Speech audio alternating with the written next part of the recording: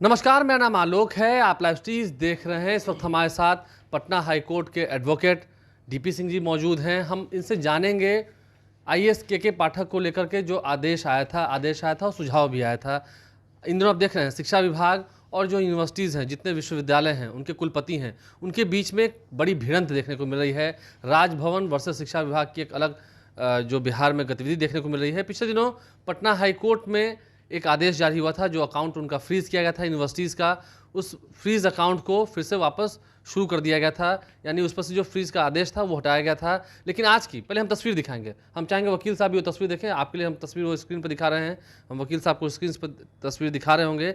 यहाँ पर तमाम जितने वीसीज़ हैं, पटना में जो मीटिंग बुलाई गई थी पटना हाई कोर्ट के आदेश के बाद, उसमें शिक्षा विभाग के अधिकारी पहुँचे हैं, उच्च शिक्षा विभाग के जो अधिकारी हैं वो पहुँचे हैं, निदेशक पहुँचे हैं।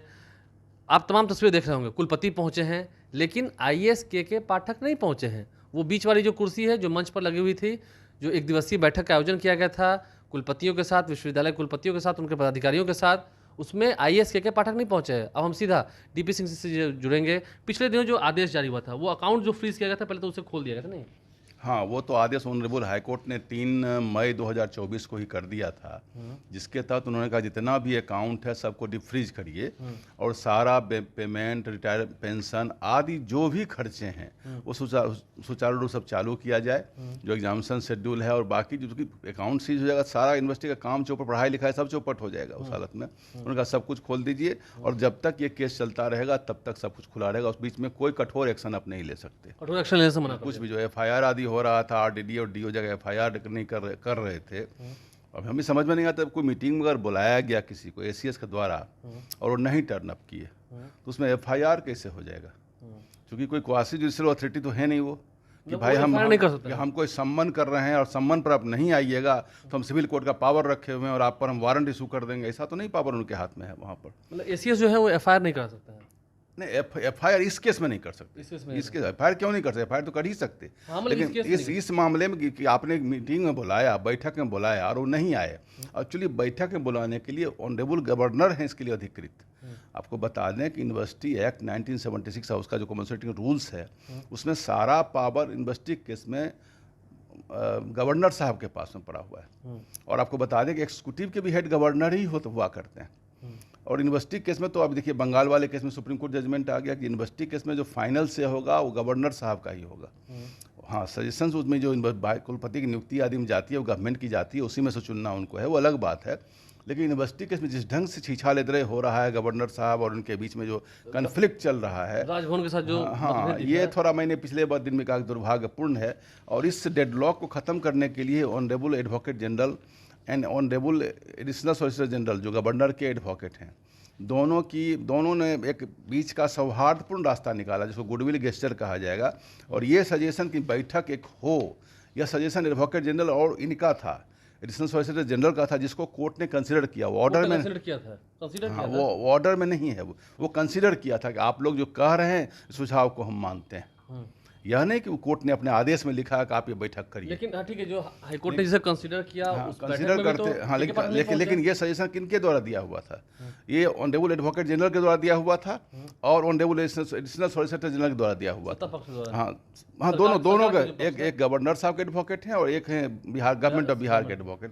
दोनों एडवोकेट जनरल ने सजेशन दिया कोर्ट को कि इस बात को कर लिए, एक बैठक करके हम डेडलॉक को खत्म करना चाहते हैं। उस बैठक में एसीएस को आने के लिए सजेस्ट किया गया था? बिल्कुल बिल्कुल बिल्कुल, यह लिखा गया था कि इस बैठक में अगर हो सके तो चीफ सेक्रेटरी उस बैठक की अध्यक्षता करें। अध्यक्ष होता है जब भी कोई बैठक, अध्यक्षता चीफ सेक्रेटरी को, इनको नहीं, एसीएस को नहीं।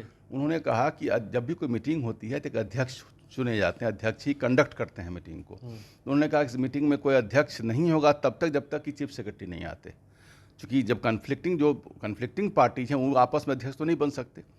तो उन्होंने कहा कि अगर वो आते हैं, जो इलेक्शन भी चल रहा था, अगर वो नहीं आ पाते हैं इस मीटिंग में, तब कोई अध्यक्ष नहीं होंगे इस मीटिंग के और तब केवल डिस्कशन होगा। मैंने जो आपका फोटोग्राफ देखा उसमें देखा एक मंच है और मंच के नीचे बाकी लोग बैठे। ये हमको समझ, वो राउंड टेबल होना चाहिए था, एक राउंड टेबल वर्क करके मीटिंग्स होती है, पॉलिटिकल मीटिंग। बिल्कुल बिल्कुल, हम लोग उस ढंग की मीटिंग में जाते हैं। राउंड टेबल में सब लोग इक्वल फुटिंग पर रहते हैं। उसमें अधिकारी भी है, लेकिन इसमें तो अधिकारी को ऊंचे स्थान पर बैठाया गया। ये मेरे ये समझ में मुझको नहीं आया, कोर्ट के आदेश में इस ढंग की बात नहीं।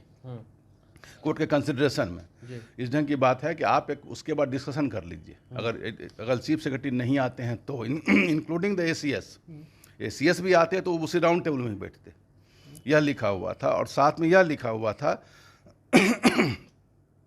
कि मीटिंग में एसीएस भी आवे, चूंकि एक जो कंस्ट्रक्टिव हुए था कि भाई इस डेडलॉक को एंड किया जाए, सौहार्द बनाना था। सौहार्द बनाना, तो सौहार्द जिनके साथ बिगड़ा हुआ वही नहीं आया और उसमें समय भी दिया गया और 6 तारीख आज मीटिंग की गई थी तो उसमें एसीएस को आ जाना चाहिए था। इसमें क्या, इसमें कोई मैंने पहले कि हाईकोर्ट ने जो कंसीडर किया, कम से कम जो सुझाव दिया, उस सुझाव को भी के पाठक ने नहीं माना। सुझाव तो इनके एडवोकेट ने दिया, एडवोकेट जनरल ने दिया, एडिशनल सॉलिसिटर जनरल ने दिया, हाईकोर्ट ने उसे कंसीडर किया, हाईकोर्ट ने कंसीडर किया, ये ऑन रिकॉर्ड ही मैटर आ गया। उसे भी के पाठक ने नहीं माना। अब तो देख रहे हैं तस्वीर तो बयां कर रही है। हाँ, तब तो अपना जवाब देंगे क्यों नहीं आए, कहीं ये इन्वॉल्व थे, कहीं पर उनका वो क्या नाम है इंगेजमेंट होगा जिस कारण नहीं आ पाए, तो उसका वो जवाब। लेकिन ये ऑर्डर में नहीं है, इसमें कोई कंटेम्प्ट का मैटर नहीं बनता है।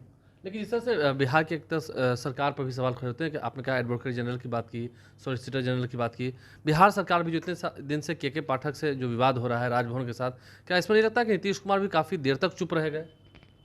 देखिए, मैंने पिछले बाइट में कहा कि दुर्भाग्यपूर्ण स्थिति है। सरकार के दोनों एग्जीक्यूटिव ही हैं, गवर्नर एग्जीक्यूटिव के हेड हैं, ये भी एसीएस भी एग्जीक्यूटिव हैं। किस कारण से इतना बड़ा खाई बन गई और इतना डिफरेंस हो रहा है, मीटिंग ये हमको बहुत समझ में नहीं आती है। क्योंकि दोनों का तो मिशन एक ही है, एम्बिशन व ऑब्जेक्टिव भी एक ही है। करना क्या है, इन सुचारू रूप चलाना है, परीक्षाओं को सुचारू रूप चलाना, यही ना मकसद है। इस मकसद में दोनों तो एक ही लाइन में खड़े हैं। दोनों 2 लाइन में क्यों नहीं खड़े हैं ना कि भाई वो अलग विद्यार्थी है, उसकी मांग अलग है, इनकी मांग अलग है, ऐसी बात है। दोनों एक ही लाइन में खड़ा हैं, दोनों का ऑब्जेक्टिव भी एक ही है।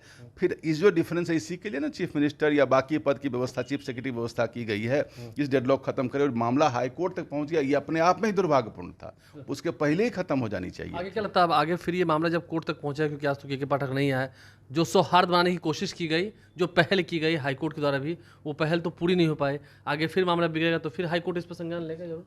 देखिए, मामला अभी तो मामला संभाल दिया गया।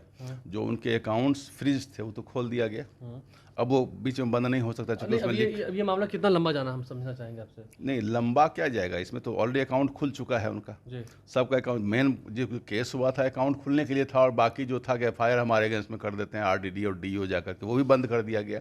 और कहा जब तक इसमें नहीं होता है आदेश, जब तक रिट पेंडिंग है तब तक कोई इसमें कोई कोअर्सिव एक्शन नहीं हो सकता। अब अगर जब फाइनल जब जज आर्गूमेंट हो जाएगा इस केस में, जो आज डिस्कशन होगा, डिस्कशन से क्या बात निकल करके आती है, क्योंकि आज शाम में सद गवर्नर साहब मीटिंग बुलाए हुए हैं 4 बजे से, तो वो निकल के जो बात आती है उसमें क्या बात रिजॉल्व हो गया नहीं हुआ, क्योंकि उनके रिप्रेजेंटेटिव तो हैं ही नहीं, सेक्रेटरी तो हम बैठे हुए हैं। अगर सारा मामला रिजॉल्व हो गया तो मामला वहीं एंड कर जाएगा। जो हम आपसे बात समझना चाहेंगे, एक बात नॉर्मल जो लोग अब जानना चाह रहे हैं, कौन बड़ा होता है, शिक्षा विभाग बड़ा कि राजभवन बड़ा? राजभवन बड़ा, राजभवन इंडिस्प्यूटेबली, इसमें कोई विवाद नहीं है, कोई विवाद। मतलब राजभवन जो कहेंगे वो कुलपति वही मानेंगे, कुलपति वही मानेंगे, जो यूनिवर्सिटी एक्ट में स्पष्ट लिखा हुआ। वो तो कुलाधिपति हैं, कुलाधिपति हैं वो उतना ही नहीं, सीनियर सिंडिकेट के एक्स ऑफिसियो चेयरमैन भी होते हैं वो, इसलिए उनका ही आदेश चलेगा यहाँ पर। मतलब अगर शिक्षा विभाग कुछ कह रहा है और राजभवन कुछ कह रहा है तो प्रायोरिटी राजभवन को देनी होगी। नहीं, इसमें कोई डिस्प्यूट, कोई विवाद नहीं है कि राजभवन ऊंचा है, राजभवन तो ऊंचा है ही। सेम समय में शिक्षा विभाग भी कोई आदेश देता है कुलपतियों को, क्या शिक्षा विभाग को कुलपतियों को आदेश देने का हक है? आपको बता दें कि मुख्यमंत्री को भी शपथ कौन दिलवाते हैं? नहीं, राज्यपाल ही दिलवाते हैं ना।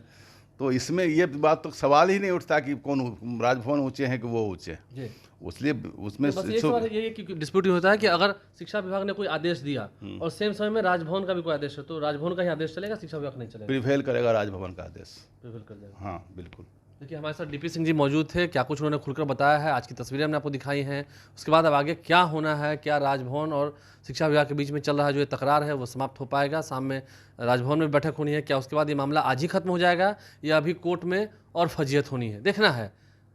अकाउंट को डिफ्रीज तो कर दिया गया है, विवाद को समेटने की कोशिश की गई, लेकिन इस सामाजिक सौहार्द को बनाने में के पाठक का विवाद को सील कर दिया गया, सील कर दिया गया, लेकिन इस सामाजिक सौहार्द को बिगाड़ने में बनाने सौहार्द ने जो एक फंक्शनिंग ऑफ द यूनिवर्सिटी में कोई ज़्यादा डिस्टर्बेंस ना हो। हाँ, तो उसको सौहार्द को बनाने में जो आपसी जो फंक्शनिंग है, जो कोऑर्डिनेशन है, उसे बनाने में हो सकता है जो मीटिंग रिजॉल्व भी हो जाए, हो सकता है रिजॉल्व भी हो जाए। उसमें तो के पाठक आज नहीं आए, ये भी उनके रिप्रेजेंटेटिव तो है ना, सेक्रेटरी है ना, वो जाके उनको ब्रीफ करेंगे क्या बातें हुई, उसको मानेंगे। ऐसा जब उन्होंने किसी को रिप्रेजेंट करने भेजा होगा कि मेरे हमको रिप्रेजेंट वो करेंगे, तो वो उतना ही वैलिड है। उतना ही वैलिड है। देखिए, तो इस पूरे मामले को आपने समझा है, कुछ विवाद जो हो रहा है उस पर पूरी तरह से कानूनी पक्ष हमें जाना है। हमारे चैनल को सब्सक्राइब कर लें, साथ साथ फेसबुक पेज भी लाइक करें। धन्यवाद।